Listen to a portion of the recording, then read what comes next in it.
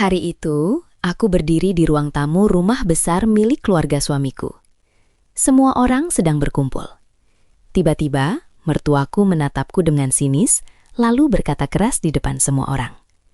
"Kamu itu cuma numpang hidup di rumah anakku. Jangan sok jadi nyonya." Ruangan langsung hening. Suamiku hanya menunduk. Tidak ada yang membelaku. Saat itu aku hanya tersenyum kecil, seolah menerima hinaan itu. Padahal mereka tidak tahu satu hal. Aku memang terlihat lemah. Aku memang diam. Tapi sejak hari itu, aku sudah menyiapkan sesuatu. Sesuatu yang akan membuat mereka semua menyesal telah merendahkanku.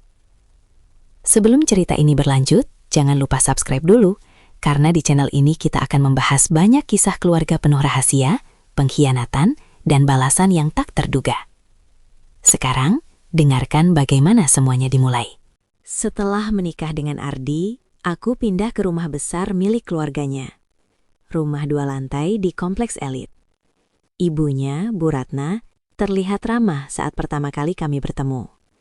Namun setelah aku resmi tinggal di rumah itu, sikapnya perlahan berubah. Tatapan sinis, komentar pedas, sindiran setiap hari. Seolah aku adalah orang asing yang tidak pantas berada di sana. Suatu pagi di meja makan, Bu Ratna berkata dengan nada meremehkan, "Zaman sekarang perempuan harus bisa menghasilkan uang, bukan cuma jadi beban suami." Aku tahu kata-kata itu ditujukan padaku. Padahal sebelum menikah aku memang berhenti bekerja, karena Ardi memintaku fokus mengurus rumah. Aku hanya tersenyum dan menahan diri. Namun saat itu aku mulai menyadari, rumah ini tidak akan menjadi rumah yang nyaman bagiku. Aku berharap Ardi akan membelaku. Namun setiap kali ibunya menyindirku, ia hanya diam. Kadang ia berkata pelan, "Sudahlah, kamu sabar saja." "Sabar," kata yang paling sering ku dengar. Namun semakin lama, kesabaran itu terasa seperti kelemahan.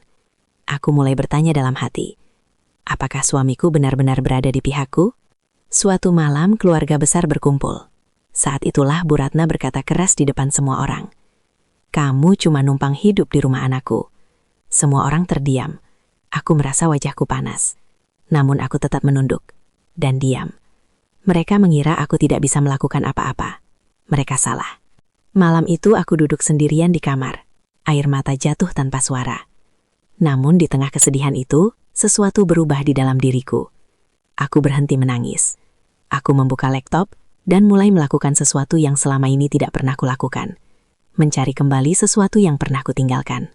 Sebelum menikah, aku sebenarnya memiliki usaha kecil. Toko online yang cukup berkembang. Namun setelah menikah, aku menutupnya. Malam itu aku membuka kembali akun lamaku. Dan aku menemukan sesuatu mengejutkan. Banyak pelanggan lama masih mencariku. Kesempatan itu belum sepenuhnya hilang.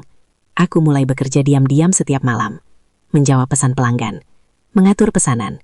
Belajar kembali menjalankan bisnis. Tidak ada yang tahu. Di rumah itu aku tetap terlihat seperti menantu yang tidak berguna. Namun diam-diam aku sedang membangun sesuatu. Sebulan berlalu. Pesanan mulai datang. Sedikit demi sedikit. Uang pertama masuk ke rekeningku. Jumlahnya memang tidak besar. Namun cukup untuk membuktikan satu hal. Aku tidak bergantung pada siapapun. Suatu pagi, Bu Ratna kembali menyindir. "Enak ya jadi babu di rumah ini, makan tinggal makan." Aku hanya tersenyum.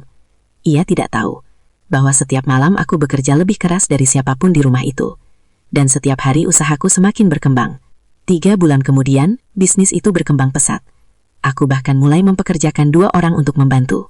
Semua kulakukan diam-diam. Sampai suatu hari, aku menerima tawaran kerjasama besar dari perusahaan retail. Hidupku mulai berubah. Setiap pagi, kehidupanku terlihat sama seperti sebelumnya. Aku memasak, membersihkan rumah, dan mengurus kebutuhan keluarga seperti menantu pada umumnya. Di depan Bu Ratna, aku tetap terlihat seperti perempuan yang hanya menghabiskan waktu di rumah. Namun, ketika malam tiba dan semua orang tidur, hidupku berubah. Laptopku menyala. Pesanan berdatangan. Aku mengatur stok barang, menjawab pelanggan, dan mengelola pengiriman. Perlahan-lahan, bisnisku berkembang lebih cepat dari yang kubayangkan. Mereka mengira aku hanya menumpang hidup, padahal sebenarnya aku sedang membangun masa depanku sendiri. Suatu malam notifikasi masuk bertubi-tubi di ponselku. Aku hampir tidak percaya melihat jumlah pesanan yang masuk. Seorang influencer terkenal merekomendasikan produkku di media sosial. Dalam beberapa jam saja, ratusan pesanan masuk. Tanganku gemetar saat melihat angka penjualan. Untuk pertama kalinya sejak menikah, aku merasa kembali menjadi diriku sendiri. Perempuan yang mandiri, perempuan yang mampu berdiri tanpa bergantung pada siapapun. Dan yang paling penting, aku tahu ini baru permulaan. Walaupun hidupku mulai berubah, suasana di rumah tetap sama. Bu Ratna masih sering melontarkan komentar pedas. Perempuan itu harus tahu diri kalau hidup di rumah orang, katanya suatu pagi. Aku hanya mengangguk, tidak ada gunanya menjelaskan apapun. Karena orang yang sudah merendahkanmu biasanya tidak tertarik mendengar kebenaran. Mereka hanya ingin merasa lebih tinggi, dan aku tidak perlu membuktikan apapun pada mereka. Belum. Ardi mulai menyadari aku sering terjaga sampai larut malam. Suatu malam ia bertanya, "Kamu sering begadang akhir-akhir ini. Ngapain?" Aku hanya menjawab singkat, "Baca-baca saja." Ia mengangguk tanpa curiga. Kadang aku berharap ia lebih memperhatikanku. Namun mungkin lebih baik begini. Semakin sedikit yang mereka tahu, semakin besar kejutan yang akan datang nanti. Dalam waktu 6 bulan, bisnisku berkembang jauh lebih besar dari sebelumnya. Aku tidak lagi hanya menjual produk kecil. Aku mulai bekerja sama dengan beberapa supplier besar. Gudang kecil yang kusewa di luar rumah mulai penuh dengan barang. Aku bahkan mempekerjakan beberapa karyawan. Dan semua ini kulakukan tanpa sepengetahuan keluarga suamiku. Setiap hari aku semakin yakin, suatu hari nanti aku akan membalas semua hinaan itu dengan cara yang tidak mereka duga. Suatu malam aku menerima email penting. Sebuah perusahaan retail besar ingin bekerja sama dengan brand yang kubangun. Jika kerjasama itu berhasil, produkku akan dijual di banyak toko di seluruh kota. Aku menatap layar laptop lama sekali. Dulu aku hanya seorang menantu yang dihina di rumah ini. Sekarang aku memiliki kesempatan membangun perusahaan sendiri. Aku tahu waktunya hampir tiba. Saatnya kebenaran perlahan muncul. Beberapa hari kemudian, aku menghadiri rapat bisnis pertama secara langsung. Aku mengenakan pakaian formal yang sudah lama tidak kupakai. Saat duduk di ruang rapat bersama para investor, aku merasa seperti kembali ke dunia lamaku. Dunia di mana aku dihargai karena kemampuan, bukan diremehkan. Rapat itu berjalan sukses. Ketika aku keluar dari gedung kantor itu, satu hal terasa jelas. Hidupku sudah berubah. Walaupun bisnis semakin berkembang, di rumah aku tetap menjalani rutinitas seperti biasa. Aku masih memasak sarapan, masih membersihkan rumah, masih terlihat seperti menantu yang tidak bekerja. Bu Ratna bahkan semakin sering menyindir. Namun kali ini kata-katanya tidak lagi melukai hatiku, karena aku tahu sesuatu yang ia tidak tahu. Aku tidak lagi bergantung pada siapapun di rumah ini. Suatu pagi aku menerima telepon dari perusahaan retail itu. Kerjasama kami resmi dimulai. Produkku akan masuk ke banyak toko bulan depan. Aku menutup telepon dengan tangan gemetar. Ini bukan hanya keberhasilan bisnis. Ini adalah bukti bahwa aku mampu berdiri sendiri. Dan mungkin sudah waktunya mereka mengetahui kebenaran. Beberapa hari kemudian aku mulai keluar rumah lebih sering. Aku pergi ke kantor, gudang, dan lokasi meeting.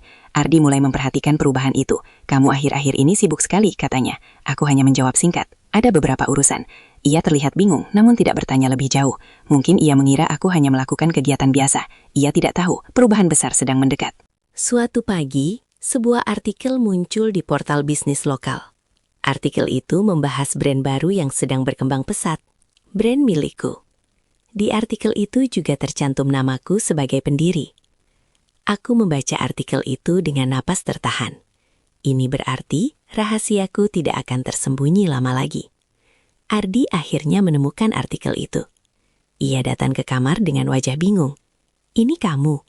Aku mengangguk. Ia menatapku lama. "Kenapa kamu tidak pernah cerita?" Aku hanya tersenyum, karena tidak ada yang pernah bertanya. Ardi akhirnya menceritakan semuanya kepada ibunya. Bu Ratna tidak percaya. Ia bahkan menertawakannya. Namun ketika ia melihat sendiri berita dan data perusahaan itu, wajahnya berubah. Untuk pertama kalinya, ia terlihat benar-benar terkejut. Sejak hari itu, sikap Bu Ratna mulai berubah. Ia tidak lagi menyindirku. Bahkan kadang mencoba bersikap ramah. Namun bagiku, semuanya sudah terlambat. Rasa hormat tidak bisa muncul hanya karena seseorang menjadi sukses. Beberapa minggu kemudian, berita tentang perusahaanku semakin besar. Nilai bisnisnya mencapai miliaran rupiah. Media bahkan mulai meliput kisah perjalananku. Sekarang seluruh keluarga Ardi tahu. Aku bukan menantu yang menumpang hidup. Aku adalah pemilik perusahaan yang sukses. Suatu malam Bu Ratna datang ke kamarku. Ia terlihat berbeda dari biasanya. "Maaf kalau dulu saya sering berkata kasar."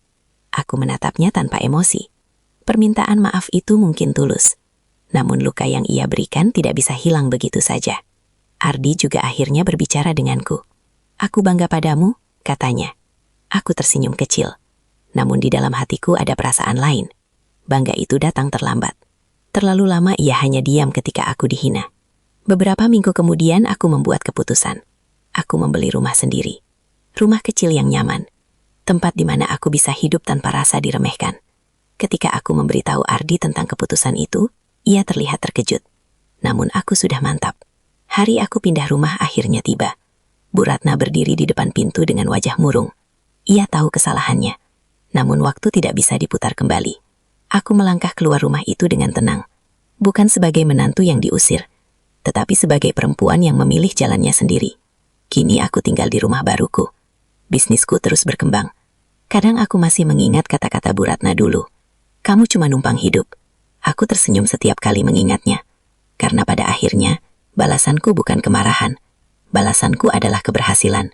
Dan keberhasilan itu membuat mereka semua menyesal telah merendahkanku.